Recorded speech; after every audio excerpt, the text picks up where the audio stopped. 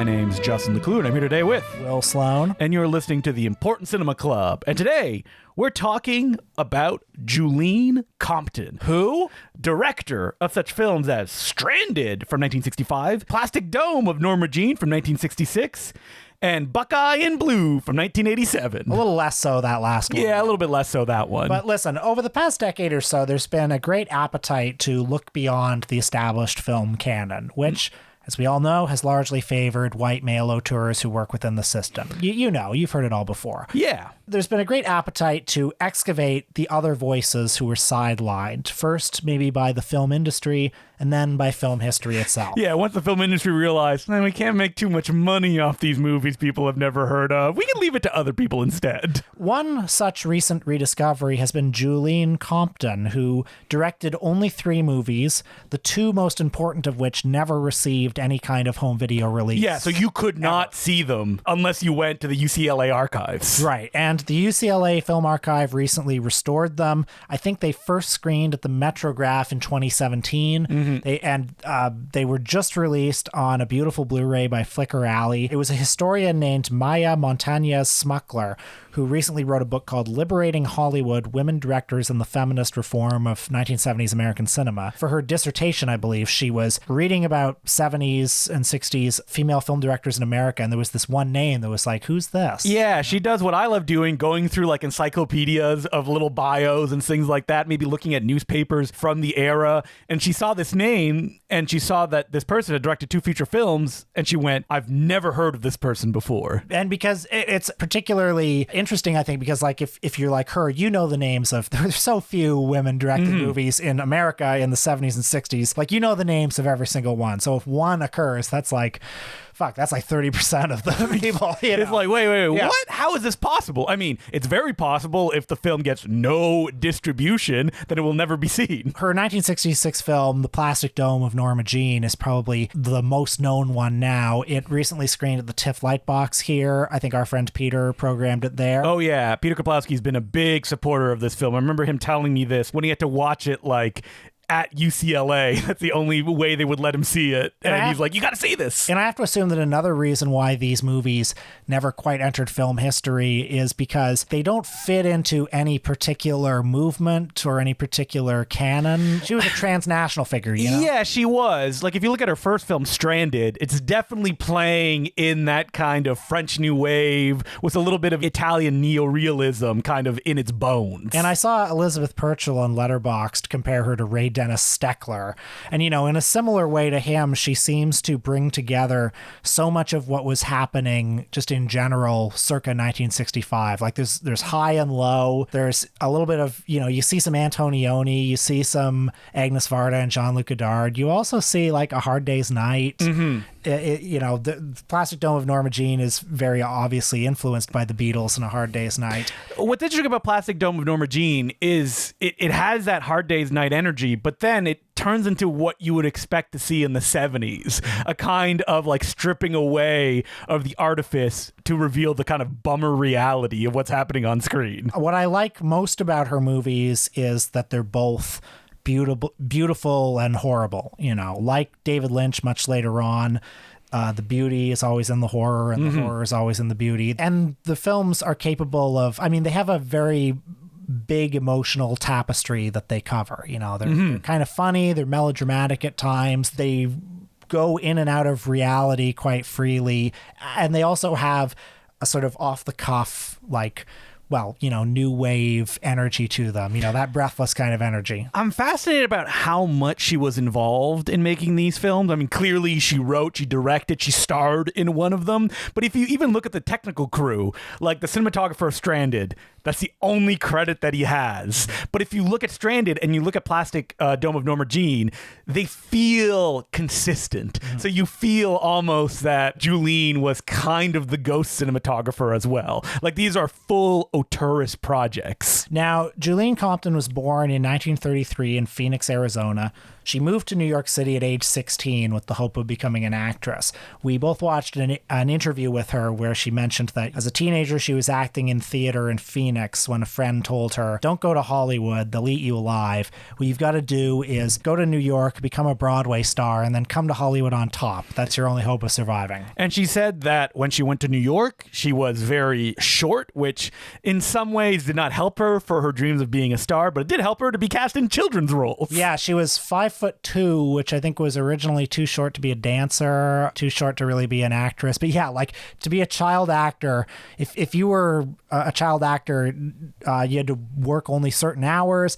There had to be like whole entourage of like educators and physicians or whatever who followed you all around. these rules to try to protect these children. I know, ridiculous. But yes, if you get a really short actress who can, pass as a child, then you can have a bit of a career. But anyway, she became a working actress. She appeared in a lot of theater. She appeared in Broadway shows, but she realized pretty quickly that she would never become a big star. She would just be a character actress. Now, she did have very good connections. She was married to Harold Clurman, very prominent and notable theater director and drama critic. His friends included Stella Adler. Well, that was his first wife. Yeah. Oh, sorry. How did I get that note wrong? You should know all the biography of all the New York theater actors. Okay. Well, his friends did include Elia Kazan, and so like all those people, James Dean and that whole crowd was like around. So she realized early on that she wasn't going to be a great actress and star, but what she can be good at is real estate. And that's where the real money is. And yes. By the way, I think that's really important to underline here. It's hard for anybody to make a movie. It's particularly hard for a woman in the 1960s to make a movie. So both of the films that she directed, her first two, she completely self-funded. And the way she talks about it, she goes, well, I didn't need to make my money back because she had accepted that she's spending this money on these movies that they don't really need to be distributed. So yes, I mean, this is somebody who was able to make 2 movies before the system crushed her. And that is how she describes it. The system crushed her.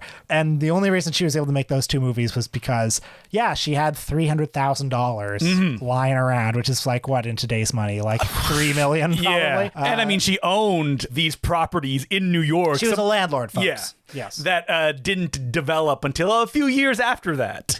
And so her biography, because she was a fairly unknown figure in, film history, there's not that much there other than what's come up in the maybe that one interview that she's done after the online screening of The Plastic Dorm of Norma Jean that came out. Yeah. And whoever updated this Wikipedia page. As well as, I mean, Maya Montagna's Smuckler's book, I think, has much more extensive biographical details about her, or more extensive at least. But she's also a figure who was also a little bit mysterious. That, like, for a long time, they didn't know if she was still alive or under what name she was living under. There were rumors that when they played her films at the Metrograph for the first time, she snuck in and watched them, but didn't do a Q&A and left. That's fun to hear all this stuff, even though that when you watch the interview that's on the new Flickr Alley Blu-ray, it's like, oh no, she's just a nice older woman, like with lots of stories. She's still alive, by the way. She's 92. So And, isn't that nice? She's lived to see her kind of resurgence. As Flickr Alley like quietly puts them out on Blu-ray, and I only learned about it because I do a podcast about newly released Blu-rays.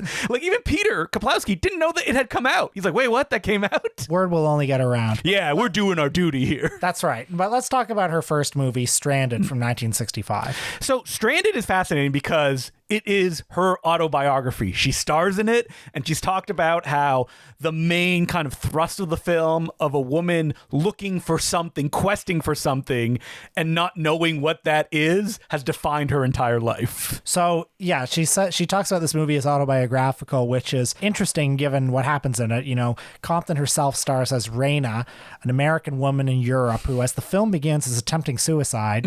She's walking into the ocean. Well, because it's not quite clear like who she's dating or their partners. They break up because they don't see eye to eye. And then she tries to kill herself. She's rescued and she says, oh, I've lost my hat.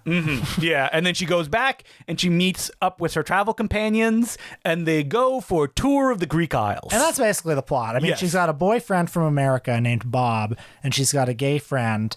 I mean, the movie's kind of about everything and nothing. I mean, it's touring the Greek Isles, a lot of time spent on the boat, a lot of time, spent looking at ruins.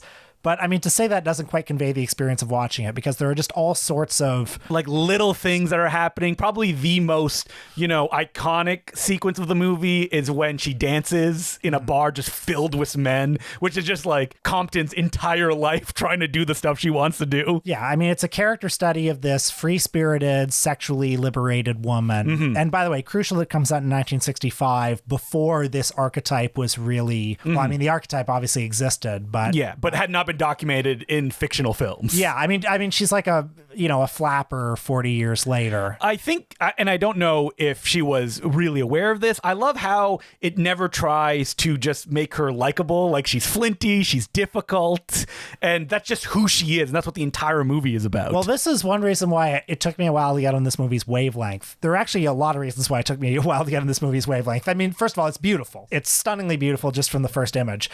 Those seaside scenes are very Antonioni-esque. I mean, it took me a while to get on the wavelength just because these characters are so prickly and abrasive. Yes, and you get the sense, and it's never made clear, like, they're rich. Like, one of them owns a castle. Yeah. They're allowed to go around Europe, which, I mean, Compton did say she did herself, that this is based on her life.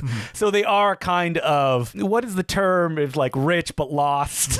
I mean, I'm going to like this movie more the second time I see it, because it takes a while to just adjust to what the rhythm of the movie is. The fact that, nothing really is going to happen. No. The plot isn't going to evolve in this like really obvious 3-act arc. Well, it has, the whole movie is kind of like that, like repeating structure, because what happens at the end is what you see in the first scene. Yeah. So for the first half, I was getting a little impatient with this movie. But then after a while, I did get on board. Like, there is a particular, I mean, it's like I said earlier, it's never entirely fun and beautiful, but it's never entirely horrible either. I mean, like it is fun.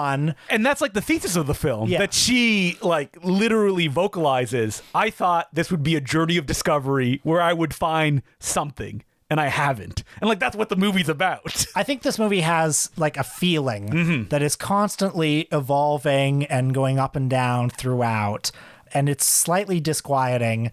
It's often, very sunny and fun. It has that new wave swagger, that feeling that anything can happen. It has, the vibe of like Jules and Jim without the energy, because that's not what she's going for. But even Compton dresses up in like male attire, like in Jules and Jim. But you're never quite settled in this movie. There's always something that feels just a little bit off. I mean, that's perfectly the vibe she's clearly going for, because that's how the protagonist, Compton herself, feels throughout it. So it's a remarkable experience. I've never experienced anything quite like this movie. And it should be considered that like nothing like this movie existed at the time it was made either.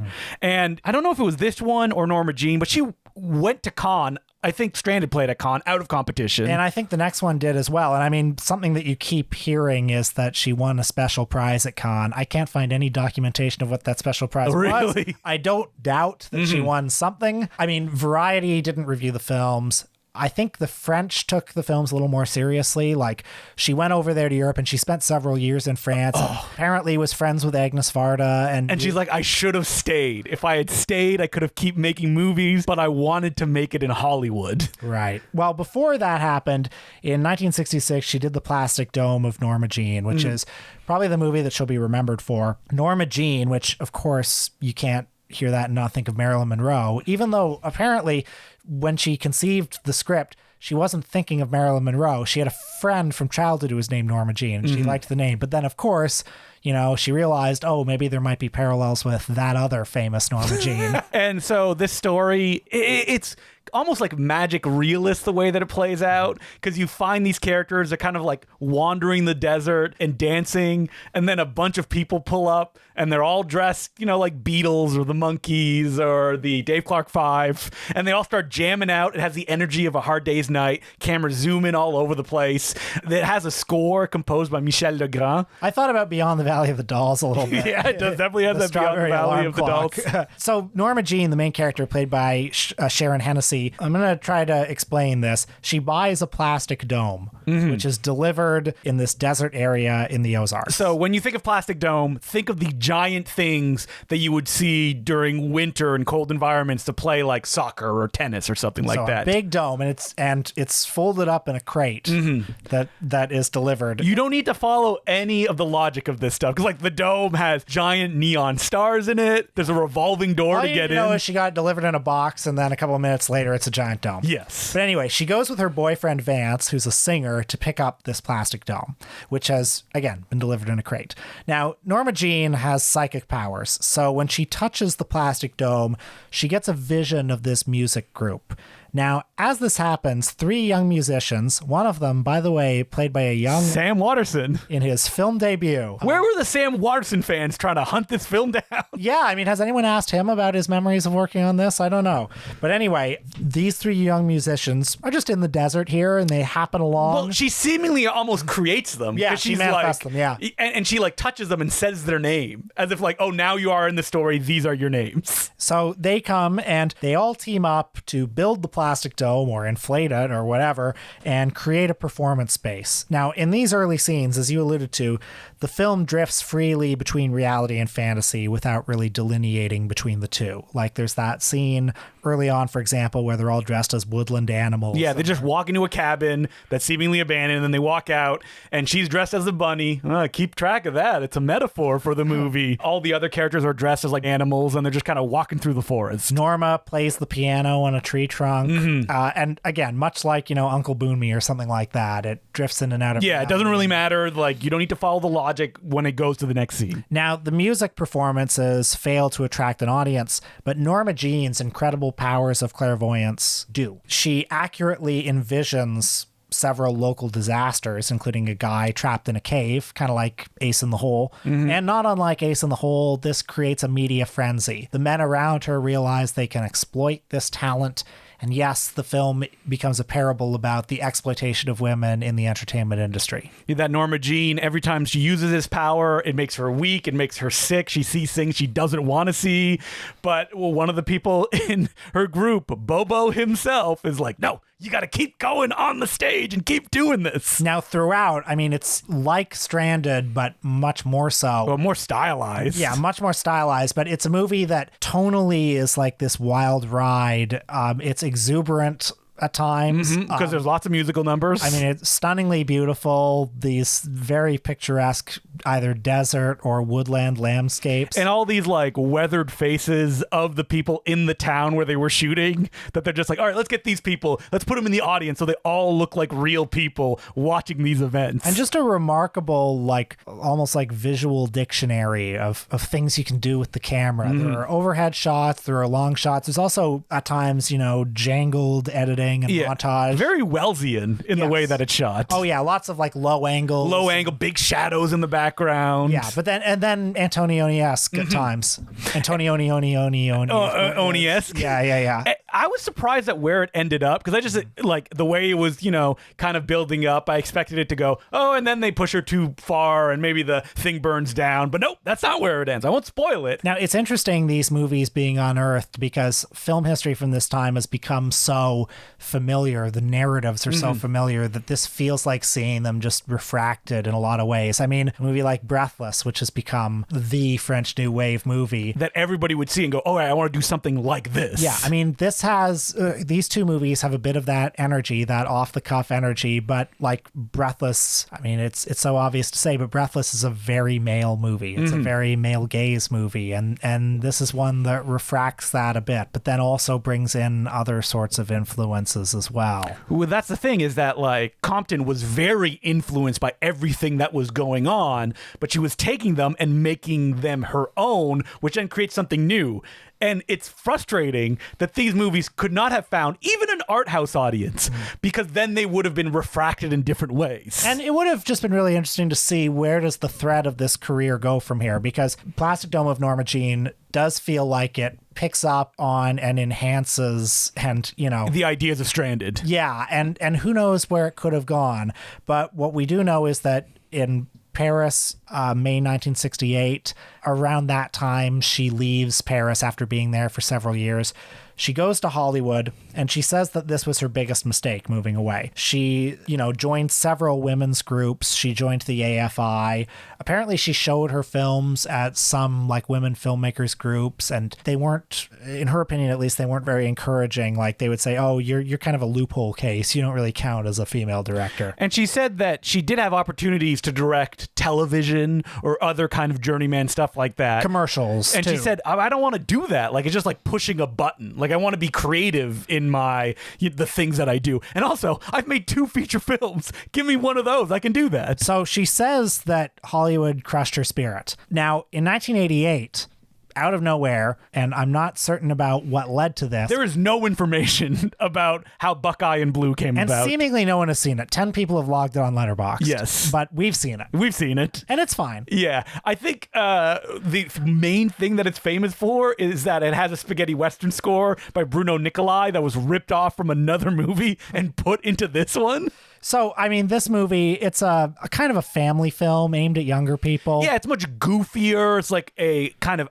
out-and-out comedy, but it also deals with the exact same themes that our other 2 previous films deal with. Yes, and I do recognize it as from the maker of it because tonally, it's not exactly what you think it's going to be given the genre. There's a lightness, but also a darkness that intermingle in a way that it does in some of her early ones. Like, the plot is about a young woman played by Robin Lively who she's kind of in love with this local bandit, and when he runs off to fight in the Civil War, I believe, because he says, gotta teach the North, something about Southern justice. He doesn't come back, and she decides, I'm gonna go out into the world with my friends. We're going to become bank robbers, very inept ones, I should point out, and we're going to also look for this person that I have a crush on. His name is Blue. So she's imagining in her mind like that Blue is the ultimate gentleman bank robber. You get these kind of, fantasy sequences throughout the film as she's looking for him with her friends, and she's finding the realities that, robbing banks is not easy, or robbing robbing trains. This movie, I feel like if it was on Blu-ray and scanned to print, would look amazing. Yeah. Because it has a big budget, feels like. I would be curious to see it that way and see what it looks like compared to some of the earlier ones, because on the VHS rip that we watched, it looks like a family TV movie. Right. But maybe, I don't know, because the earlier ones are just so visually imaginative, but tonally, the fact that it's sort of light and funny, the fact that the Robin Lively teenage girl character is, more mature than the macho guys she's robbing banks with. What it almost seems kind of like, if you want to build that journey throughout her career, that is stranded, she's looking for something. In Plastic Dome of Norma Jean, she's crushed by kind of like this quest by the people around her. In Buckeye and Blue, what happens at the end of the movie is that the character realizes, I've been looking for this thing. It is not what I want. Because she finds out that Blue, shocker, is not a gentleman thief. He's just, a scoundrel. And at the end of the movie, she literally tells him, I don't want this. I don't want to be a robber. I'm going to find something else.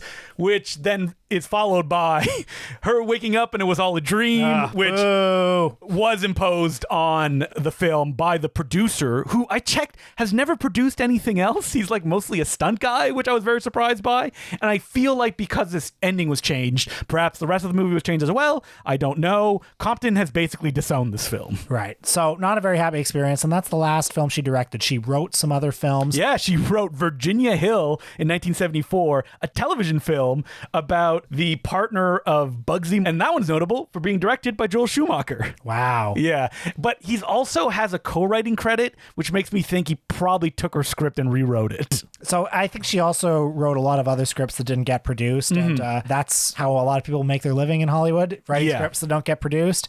And today, though, she's 92 years old and still alive. Married to the editor of Jess Franco's Venus and Furs. So that's pretty great. Yeah, that's great. I hope that she is aware of these people discovering her films and being like, oh, wow, this is amazing. Yeah. And it's a bummer that she couldn't get out. I don't even know how you would get it out. In the late 60s, an independent film with no distribution at all. That's not a genre picture. Yeah. So an interesting rediscovery. Check out the new Flickr Alley Blu-ray that has wonderful restorations by UCLA. And just go on a little adventure. Now, Justin, do we have any letters this week? We do have letters. As per usual, you can send them at importantcinemaclubpodcast@gmail.com. And our first letter, which is very important, and I read when, you wake up out of bed and you look at your phone and you're like, I got some new emails. And I was reading it it. It's like, what? And your eyes came out like the mask. No, I put it down. And I was like, I must have dreamed that. I like fell asleep and woke up and looked. I'm like, oh no, I did get this email. Title is just, thanks. Hey guys, a fan stumbled across your podcast and sent the link to me. So much fun. And thanks for the love. Hope all is well. Best, Dave Dakota. Nice. David Dakota. So that marks... Who are the filmmakers who have reached out to us after we did episodes? Lizzie Borden. Yes. David Dakota, and I think... That's it. Yeah. And that's a good Love it. group of people. We did that Dave Dakota episode ages ago, too. Yeah, at least a year ago, for sure. David Dakota... A year ago? I think more like 3-4 years ago. No. He was early, wasn't he? No, it wasn't early. No, I was in Kitchener at the time. Okay. Yeah, we did it then. And David Dakota, if you folks don't know, he's the director of such films as Sorority Babes at the Slimeball Bowl-orama. Leather Jacket Love Story. Yeah, that's a really good one. A Talking Cat. 1313 Cougar Cults. And literally countless other films. Love the guy. I think he's in the Christmas Game now, right? He also did a lot of Vivica A. Fox movies. That's what I mean. Like he's doing all of those kind of like Lifetime movies. The Wrong Something. The Wrong Yes, and they're very popular, and he keeps making them, and I'm very happy for him. Maybe I'll have to reach out for an interview. I have questions I could ask him. Why not? Can I join? Yeah, of course. Yeah. Didn't you interview him for your Talking Cat article? I did a long time ago, but I want to do it again. Oh, yeah, we have more questions to ask him. So thank you very much, David. We really appreciate. Like, he didn't have to send an email. I love David. Yeah, he's the best. I think we said in the episode we chatted with him at a convention. Nicest guy. Nice guy. So our next letter is the top AFI 100 edit. So for Patreon subscribers, we went through the AFI top 100 and we edited the episode of what we think should be there. That's right. We went through the list of the top 100 movies and we said, take this one out, take this one out, keep this one, take this one out. You can see that on our Patreon page. And then we also arbitrarily changed the order of some. Yes. Put in some others from later lists. Are you telling me that someone has created a list? Multiple people sent us lists of our new edits. So I very much appreciated it. So I'm going to read out the order here of the person that put it. And there's like asterisks of like replaced by another film by the same director, Jonathan Rosenbaum's selection. There's one that I laughed really hard because I guess you mentioned it in passing. So I'm going to go through it really fast from the bottom. Toy Story, Blade Runner, Do the Right Thing, Targets, Top Hat, Old, 12 Angry Men. Yeah, you said that. You're like, replace it with Old. Oh, because of success. Yeah. Right. 12 Angry Men, A Night at the Opera, Titanic, Sunrise, A Song of Two Humans, All the President's Men. This sounds like a great list to me up to now. Sullivan's Travels, Lord of the Rings, Fellowship of the Ring, Unforgiven, Bringing Up Baby, Pulp Fiction, Easy Rider, Bride of Frankenstein, Duck Soup, Fargo, JFK, The General, The Wild Bunch, Rocky, City Lights, The French Connection, Shane, The Manchurian Candidate, Network, Something Wild, Johnny Guitar, The Third Man, Nashville, The Body Snatcher, All Quiet on the Western Front. That was we replaced the Robert Wise movie with The Body Snatcher. That's right. Amadeus, Freaks, The Philadelphia Story, Pinocchio, Jaws, Taxi Driver, Streetcar Named Desire, Intolerance, King Kong, Double Indemnity, The Best Year of Our Lives, It Happened One Night, High Noon, Annie Hall, Treasure of the Sierra Madre, Apocalypse Now, Bonnie and Clyde, 2001: A Space Odyssey, The Grapes of Wrath, Chinatown, Psycho, All About Eve, Star Wars, Singing in the Rain, The Graduate, The Wizard of Oz, Lawrence of Arabia, Casablanca, Citizen Kane. No, that's not 100, is it? No, absolutely not. So that's our revised... Listen, folks, apparently that is our revised AFI Top 100 list. If I were building the list from scratch, that probably wouldn't be it. No. But in the moment when we went through it and we had to pick or, kicked up the curve. And just one per auteur. Yeah. And also judging on, well, does it deserve to be here or not? Putting personal preference aside.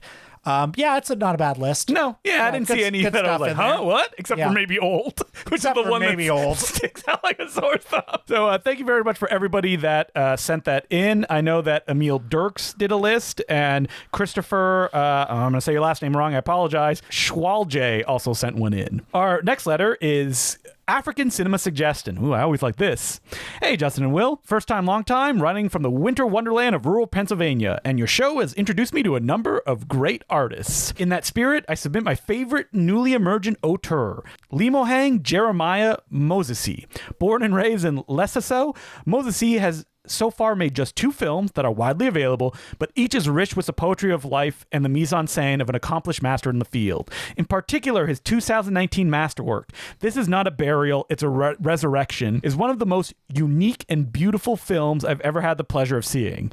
To those who've never seen it, I can only compare its resonance to Ikiru or Uncle Bunmi. Well, sounds good. That's a tall order, a big promise. Whether you have the interest in covering a great new artist with an incomplete catalog, or if you consider including him in a greater compendium of modern African filmmakers, I'd at least recommend acquainting yourself with his work. Given the centralized nature of global capital and ergo film production, we in North America have shamefully little contact with the shamefully few internationally recognized artists from the African continent. Alongside Mosesi, there's Semben or Djibril Diop Mambeti. Can you recommend a slate of films or directors that have piqued your interest from Africa? Oh, God. So, listen, we did an episode on Ousmane Sembène. Yeah. And I had a great time watching those films.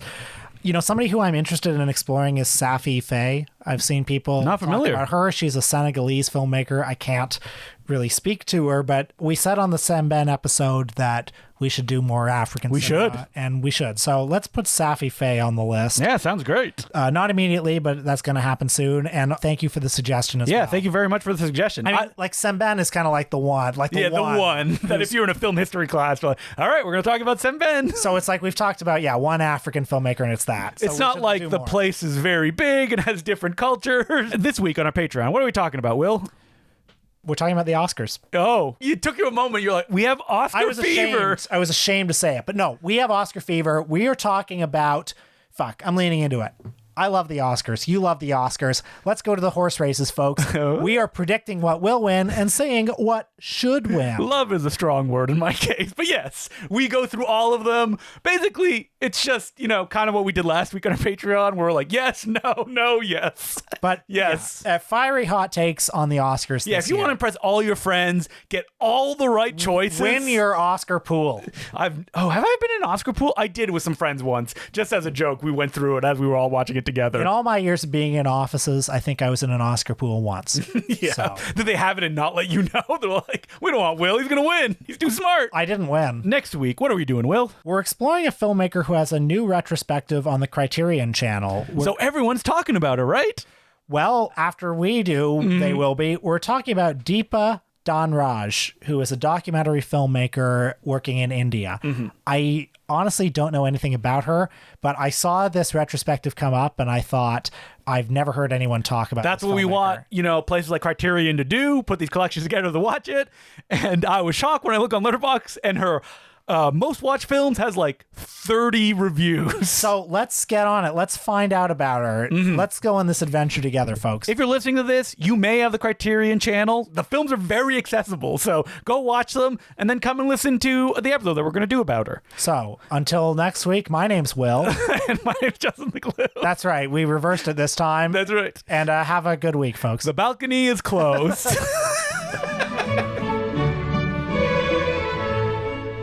We'd just like to thank some of our patrons who make this podcast possible.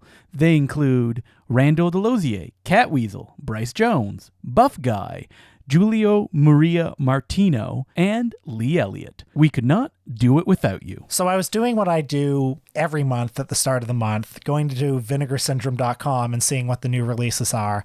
It's like Christmas for me every month. Every month there's something I want. Yeah. And by the way, I'm not being paid to say this. I mean, we'd love to be paid to say this. I'd love to be paid. I would love it if they would send me free stuff. We just want free stuff. And frankly, I deserve free stuff. Yes. I deserve free stuff because I talk about these Vinegar Syndrome releases.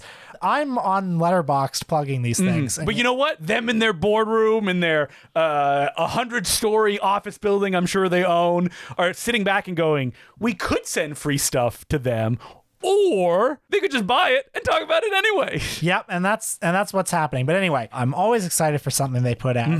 This month, I'm particularly excited for their partner label, the American Genre Film Archive, is putting out a double feature of Taiwanese martial arts films. And Justin is probably thinking they're stealing my shtick. Well, AGFA did distribute Thrilling Bloody Sword, and they reached out to me after I put the trailer and stuff out. That's right. And they had great success with it, so I think they went, we should get more Taiwanese stuff. Do you think it's you that caused this Shaolin Invincibles 7-to-1 double feature? Listen, I don't want to say that I started a trend of all the other boutique Blu-rays starting to do Taiwanese stuff. AGFA had done like The Sword of the Claw, and they had a like Brawl Busters, which was a South Korean film that was on that Sword of disc. the Claw is a Turkish film. It is a Turkish film, but that's why I was just linking it to South Korean, which is that vibe. Were companies doing Taiwanese stuff, like fancy martial arts stuff before then? I don't think so. Maybe in Germany, they were putting stuff out. That's right. Yeah, but none of the labels in North America were. Anyway, I'm thrilled about these movies. Shaolin Invincibles. We talked about that movie tons, because it's the one where they fight the gorillas. Oh, man. I mean, in a beautiful restoration. No extras, though. Well, this is why I brought it up. Yeah, no extras. And I'm just saying... And it's the same price as all their other AGFA releases. I'm just saying, folks, reach out to Justin. Yeah, please. If you run a Blu-ray label, well, reach out to me too. But more than anything, reach out to Justin, because this man can do a good commentary track for you. He can do a beautiful video featurette for you. And you just get one of those Golden Edge of Video releases.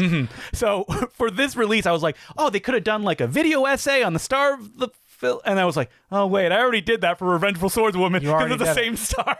I'll do it again, though. I don't mind. By the way, can people still get Revengeful Swordswoman? Oh, yeah, it's very available. GoldenNinjaVideo.com. They should pick it up. Yeah. And so, like, I like these kind of trends of, like, them trying to do different stuff, like these Taiwanese films, for example. Like Shaolin Invincible on Blu-ray. I'm so excited about that. Oh, yeah. I'm really excited for this, too, because, I mean, Taiwanese martial arts movies are still a great untapped resource, I think. Yes. I mean, Taiwanese martial arts movies are a little lower budget, a little crazier sometimes than the Hong Kong ones. I'm a little tired of the same old Jackie Chan movies hopping from label to label. Yeah, I mean, can we talk about that for a second? Well, Arrow Video is putting out Hand of Death, that early John Woo film. Oh, by the way, I think it's so crazy that Criterion is putting out Last Hurrah for Chivalry, which, nothing against that movie. I like that movie. I like it too. I'm just saying, if Criterion really wants to pretend that they're the canon. Yeah. Last Hurrah for Chivalry? Yeah. Really? Well, like, I mean, That just reveals that they're a business like any other. But they are a business like any other. It's not like you're like, oh my God. Well, yes, they are. And I wish people would treat them like it. Yes, I agree. I'm tired of every month they'll put out like, oh boy, Targets in a 2K restoration with the same commentary as the DVD. Okay, that is something that I was like, And then- come on. Targets has been promised and canceled and promised and canceled so many times. And then they come out and they're like, we got a Richard Linklater interview. And it's like, that's all you got? Targets, a rich text. There's so much you could talk about Targets. And then with that shoddy job, you'll see people on Twitter just be like, thank God. Thank you. oh man, Targets is entering the collection. Come on. Who cares? Yeah. What, you needed them to tell you it's a good movie? I mean, it was unavailable for a long time, I think. And Okay, yeah. so that's important. But I mean, we've talked about Criterion before where they're kind of like, just phone it in. Like, we have so much stuff to do. They probably have a team of 5 people. But then again, I think the Taiwanese stuff is great because the companies are like, can we do something else that's not like this Jackie Chan stuff is ridiculous. Like, oh yeah, I'm excited. Twin Dragons is being put out. Battle Creek Brawl again. 4K. It's not 4K. I think it's just a 1080p release. Really? Yeah, Oh, it's just shit. a new scan. Okay, well, I mean, are you going to buy it again, Will? no. No. I don't really like Battle Creek Brawl. Yeah. But have I bought it twice already? Yes. Yes. Wait. I own it twice already, too, because it came on the double pack that Shout Factory put out. That's right. And then I got the 88 films release. I hope people listening are able to follow this discussion. They're not like, what is going on? Okay. Justin and I are talking our own language here. I have to say, though, the demand is probably higher from specific individuals than it ever has been. But they're reaching a wall here where they're like, what do we put out that people will buy? Because you see, like, I mean, we were joking about it. It's finally in 4K, Will. Burial Grounds. Oh, Burial Ground. I mean, that's a movie that Italian horror movies, you know, even the worst of them just... And you know what? I don't want to... I like Burial Ground. I like Burial Grounds, too. Can you imagine? Like, I bought Burial Grounds when they put it out on Blu-ray. It looks great. Why do I think somebody said it best. Is like, finally, I can see how the stock footage doesn't match with itself more. I only say this, like, I don't want to, people are like, well, if I want Burial Ground, that's fine. And I'm like, yeah, that's true. It's just, I wish there's not that many resources because a lot of these companies are like 2-5 people. Yeah. I know that you need to make your money so you can do the little ones as well. And by the way, that's why Criterion is putting out all those Netflix movies, because like every library in America will buy a Netflix release of a Criterion movie. Yeah, 100%. And Walmart's buy them too. Yes. And that makes, like, if they put out Marriage Story, that's instantly 10 times more money than when they put out, like, I don't know, name something else they put out. So I don't think my frustration is at the company. I'm trying to figure out, like, why when I see this stuff, I'm like, ugh. I know why. It's because you're tempted to buy it. On No, absolutely not. I disagree. I think on some subconscious level, you see that 4K Battle Creek Brawl and you say, "Oh, I got the out of date edition." Absolutely not, because even the Burial Ground one, I did not buy that Blu-ray until I got it for discount at convention from the Severin table. All right. So it's not You like still I'm like, bought it though. I did. I like Burial Ground, Yeah. but it wasn't like I need Burial Ground. You know what? Maybe some people out there, they need Burial Ground. When we talk about this stuff, all we're really trying to champion is like more stuff, new stuff, and people will like Canadian International Pictures. Supposedly they sell very well. People really like those. Glad. movies. Yeah. And that they're getting out there and people are buying them. And even that, I was like, they're all available online. It doesn't matter that you put them in a box. People like, you're curating something, they want to check it out, which is great. That's the point of all this. Yeah, Let Justin it's an infomercial. let Justin do your special features.